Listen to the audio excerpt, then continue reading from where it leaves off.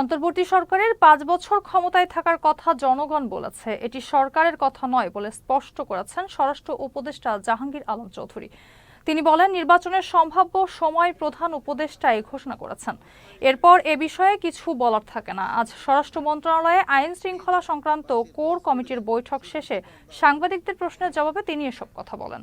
এ সময় চৈত্র সংক্রান্তি ও বাংলা নববর্ষ শান্তিপূর্ণভাবে উদযাপিত হয়েছে দাবি করে স্বরাষ্ট্র উপদেষ্টা বলেন, আইন শৃঙ্খলা পরিস্থিতিও উন্নতির দিকে যাচ্ছে। বিশেষ ক্ষমতা আইনে আটক মডেল মেঘনা আলমের প্রতি বেআইনি কিছু করা হয়নি বলেও জানিয়েছেন স্বরাষ্ট্র উপদেষ্টা মন্ত্রণালয়ের দায়িত্বপ্রাপ্ত প্রধান উপদেষ্টার বিশেষ সহকারী খোদা বক্স চৌধুরী। আইন আছে বলে বিশেষ আইন ব্যবহার হচ্ছে বলেও তিনি এ প্রসঙ্গে মন্তব্য করেন। আমি তো বলি নাই, এরা জনগণ বলছে, আমি তো কিছুই বলি নাই। ওখানে আপনার সাংবাদিকরা ছিল, এরা শুনছে, এরা বলছে, আমি তো কিছুই বলি নাই। আপনারা ওইটা বলছেন যে আমি বলছি, আমি কিন্তু ভাই কিছু বলি নাই। আমাদের তো ক্ষেত্রে তো সরকার তো বলেই দিছে যে আমাদের উপদেষ্টা তো